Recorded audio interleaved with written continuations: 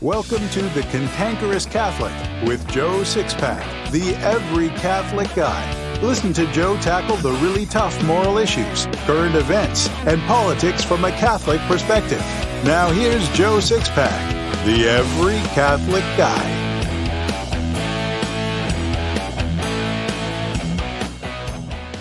Toxic masculinity is a term we hear bandied about a lot these days, especially since the birth of the Me Too movement. There appears to be a lot of definitions for what toxic masculinity is. It seems to be something very serious in today's culture. So how should Catholics view and react to toxic masculinity?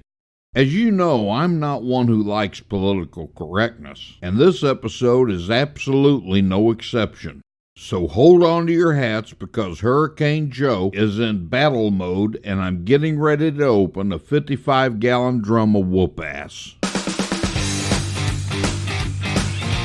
I've been sharing the faith with people for over 30 years. The Holy Spirit has used me to make hundreds of converts, and 84 of them are my adult godchildren.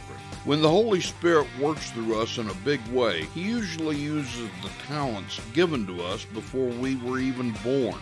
When we develop those talents for Him, we're often impelled to pass on to others what we've done and how we've done it for the greater glory of God. That's why I wrote the Lay Evangelist Handbook. You might say the Lay Evangelist Handbook was 30 years in the making, because in this book I share with you all the best that I've learned about how to share the faith with lapsed and non-Catholics, so you can bring your friends and family to the fullness of divinely revealed truth. The very first chapter gives you a thorough explanation of the things you need to do to maximize your effectiveness so you won't end up with egg on your face when trying to engage people. I explain the differences between the various types of lay evangelists and others you can learn from. I even talk about some statistics that should help give you a real sense of urgency for sharing the faith. Then I get to the step-by-step process for sharing the faith. I give a full presentation of the exact text I've used and refined for 30 years. I tell you what to do, what to say, and how to do and say it, while leaving room for you to work in your own personality and make these techniques your own. There's no other book like this on the market. So get your print or ebook copy of the Lay Evangelist Handbook today. It's available in print on cantankerouscatholic.com or in print and ebook on Amazon and Barnes & Noble.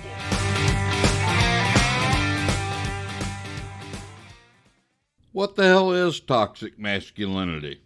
I don't know. I've been hearing about it for quite a while now. When I first heard the term toxic masculinity, I thought doctors had discovered some mutant virus that had begun to infect testosterone in men, causing death or some crippling condition. Someone recently told me I was guilty of toxic masculinity.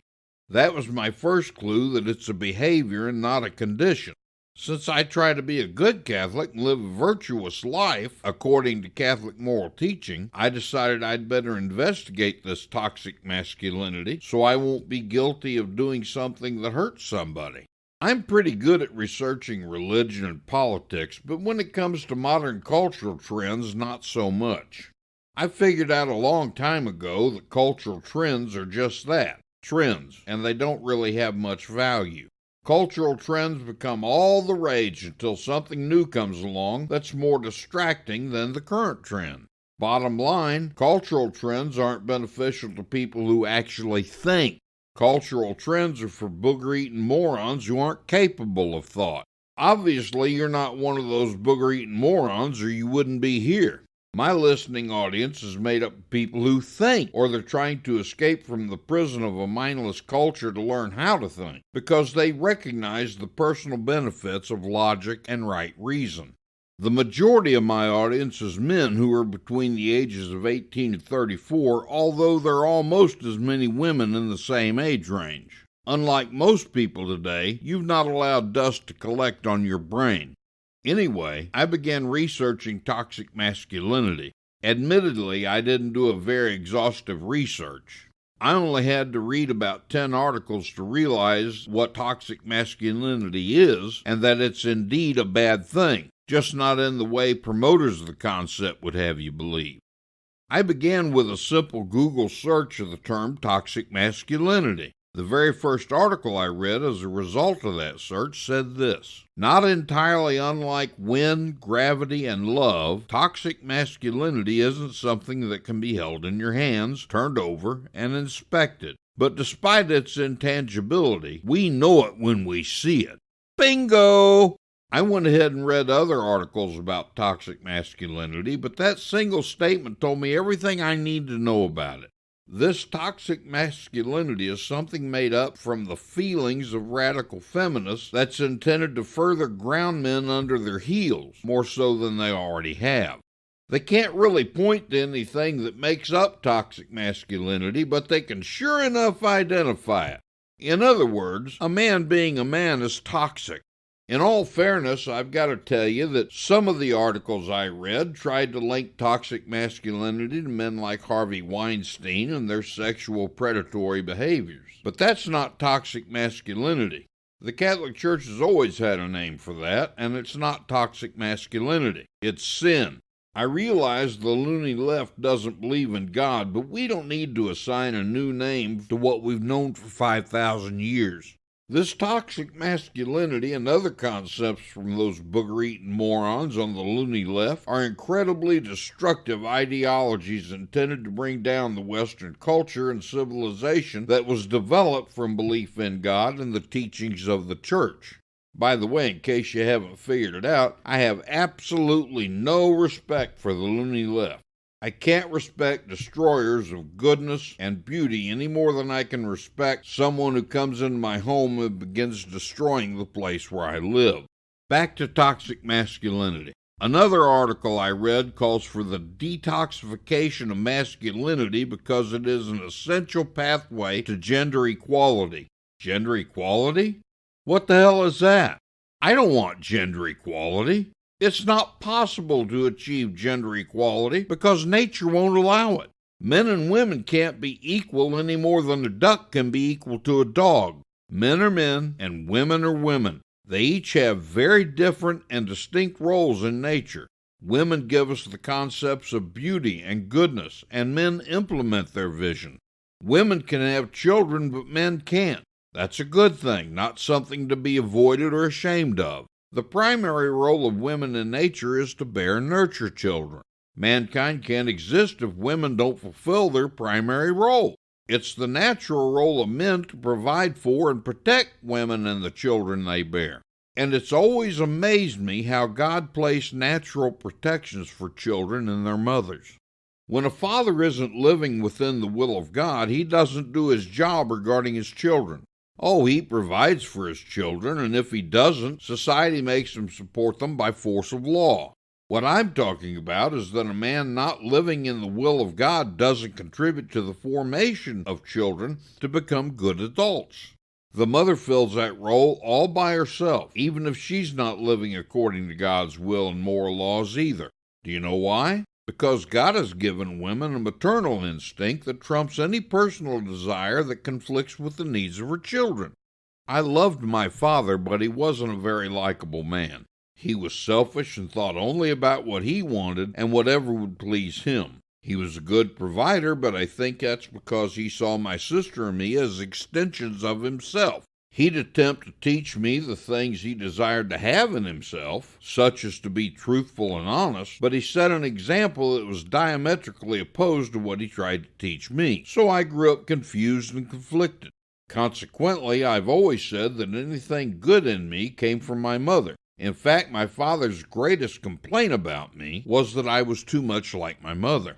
Can you figure out why any good in me came from my mother? Mom never lived according to the will of God any more than my father did, but in vastly different ways. What made my mother give me goodness was her God-given maternal instinct. Men are different altogether. Toxic masculinity has nothing to do with anything other than men being men. The loony left feminists are trying to stop men from being men. When a man wants to be the sole provider of his family, he's demonstrating toxic masculinity. When a man wants to treat a woman with the respect she deserves, such as holding a door for her or tipping his hat, he's demonstrating toxic masculinity. When a man's natural tendency to protect a woman in a potentially dangerous situation surfaces, he's practicing toxic masculinity. When a man shows just basic signs of respect to a woman, such as calling her ma'am or miss, he's demonstrating toxic masculinity. A while back, a woman got mad at me for holding a door open for her to allow her to pass through it before me. She was aggressive and rude about it.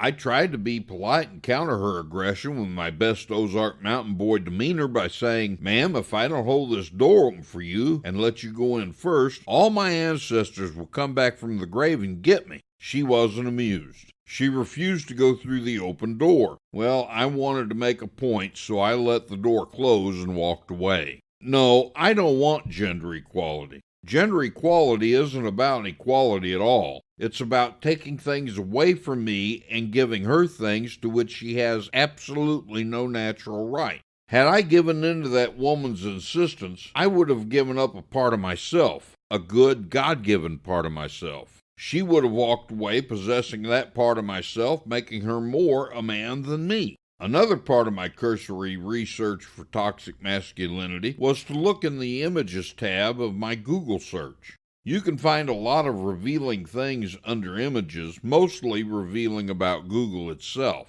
For example, I recently Googled idiot just for giggles. When I looked in the images section, I saw mostly images of President Trump, at least 75% of them. What was notably absent was images of that booger-eating moron bartender, Alexandria Ocasio-Cortez. That she wants to deprive us of hamburgers because of cow farts and build a train to Hawaii clearly makes her more of an idiot on her best day than Trump on his worst day. Anyway, the images I found when making a search for toxic masculinity was images of, wait for it, here it comes, men being men. Imagine that. How awful to see men being men. My snowflake heart is broken.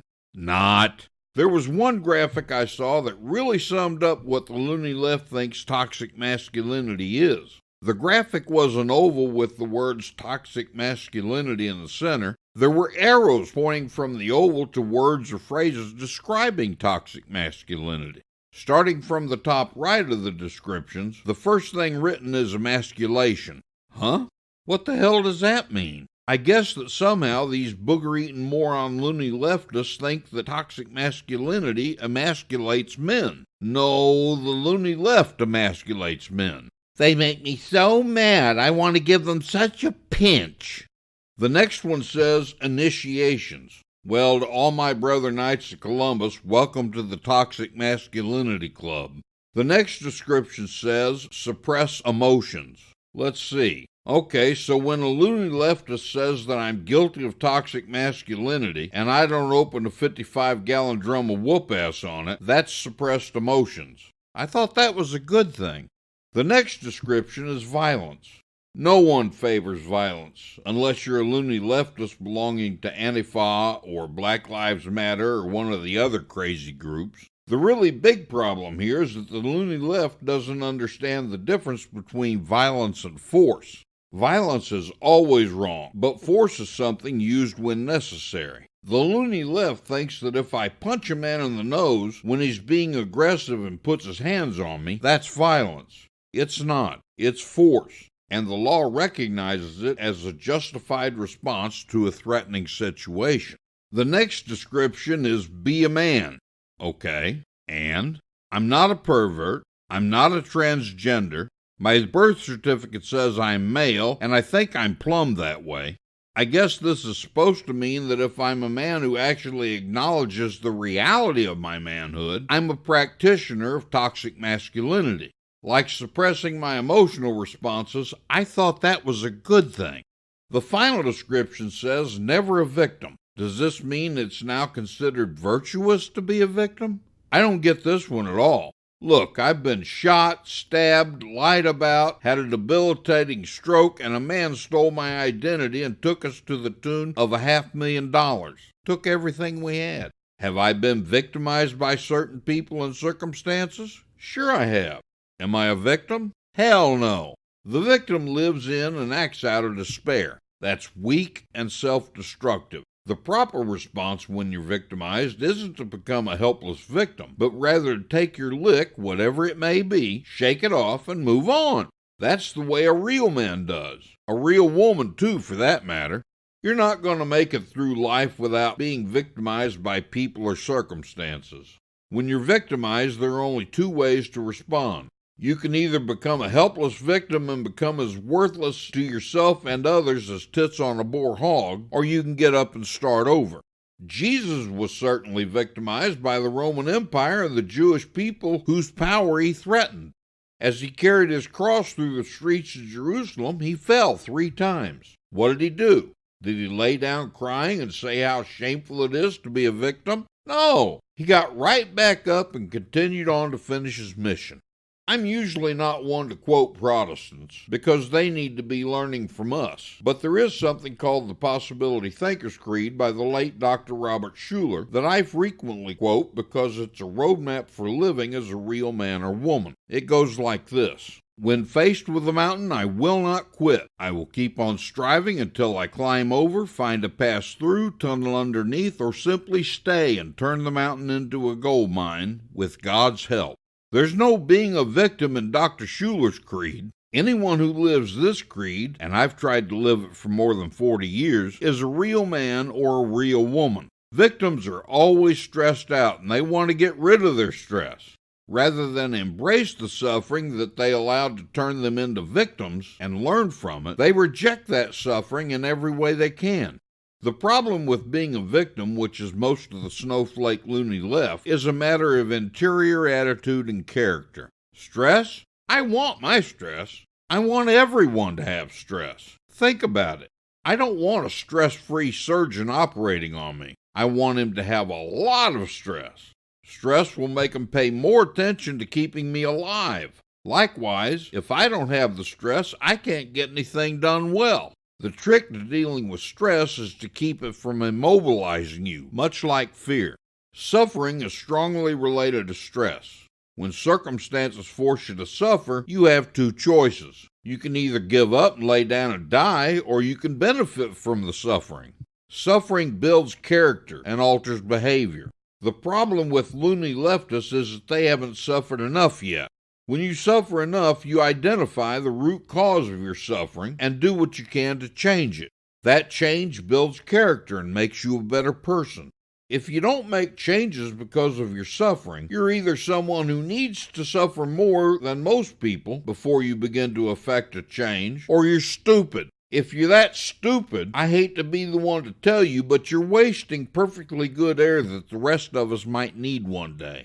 Now that we've done some thinking out loud about toxic masculinity, I think I'm pretty proud to be a toxic male. Joe Sixpack, the every Catholic guy, wants to make sure you're informed about all the Catholic news you need to know. Here's Joe Sixpack's top 5 Catholic news picks for this episode.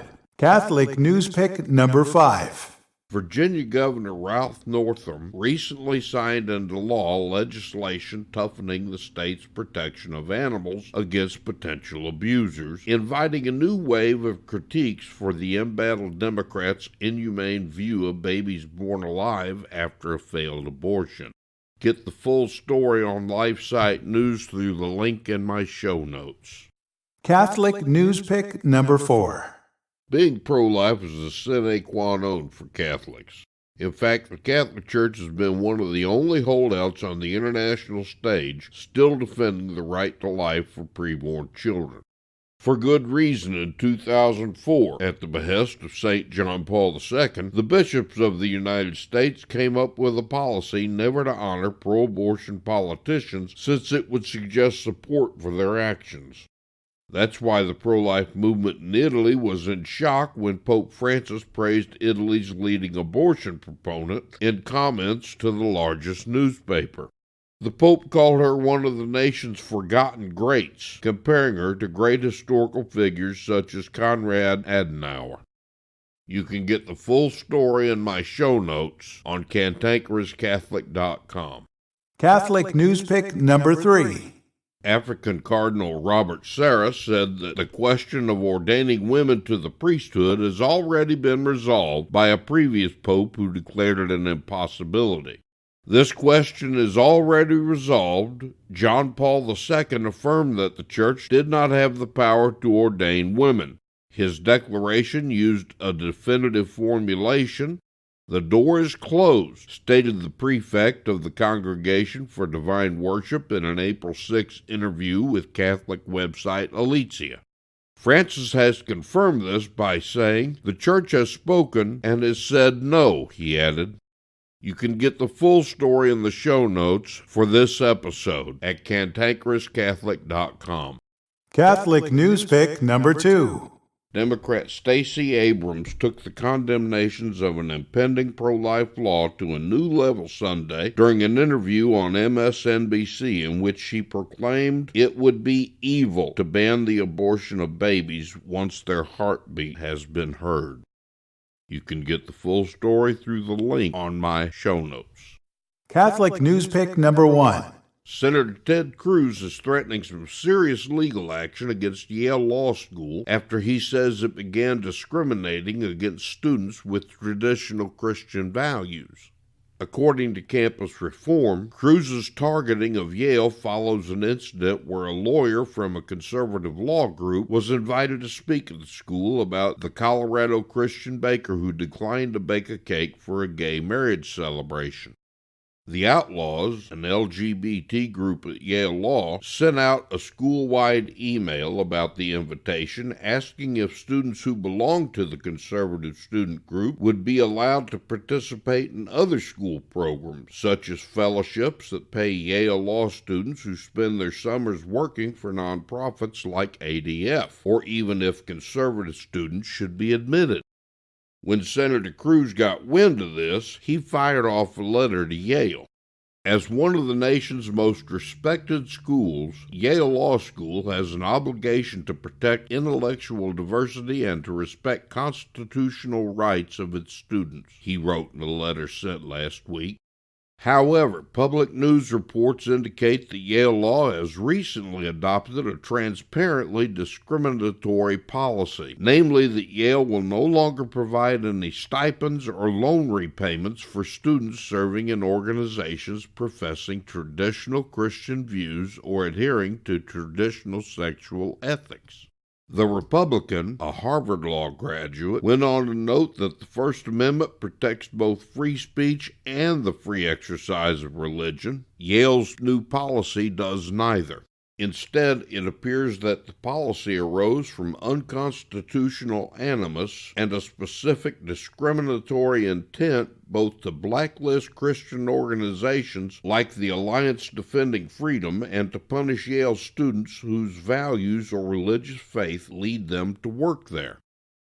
Cruz wrote that he is opening an investigation into the matter, warning that the investigation may include a subpoena or a referral to the Department of Justice for action against the school. He also said the letter should serve as notice of Yale's obligation to take reasonable steps to retain all information relevant to this investigation and potential litigation. In the meantime, if Yale Law School decides to alter its position and cease discriminating against religious students and organizations, please let me know, Cruz said in closing. You can get the whole story through the link on my show notes. I believe a really great way to teach the faith is through stories, parables, and anecdotes. So here's today's story. Saint Leonidas, the martyr, had a son whose name was Origen. He loved him dearly because Origen was his youngest child. Origen was innocent and had a great horror of sin, which made his father love him all the more. Often at night, when the child was sleeping, he'd go to him quietly and kiss his breast, then kneel down and say prayers at his side. His wife saw him do this and asked Leonidas the reason for what he did. Our child is the living temple of the Holy Spirit, he said. God lives in his soul by grace, and I want to honor the place where God reposes. The Holy Spirit makes you holy through the gift of his sanctifying grace. Through that grace, he dwells in your soul as in a temple. Try to remember this divine guest as Leonidas did, and hate sin which defiles that temple as Origen hated it. I'll see you next time, Six-Packers. And remember, comfort and conviction don't live on the same block. This has been The Cantankerous Catholic with Joe Sixpack, the Every Catholic Guy. Thanks for subscribing, and be sure to visit cantankerouscatholic.com to get your free copy of Joe's popular book, The Best of What We Believe, Why We Believe It.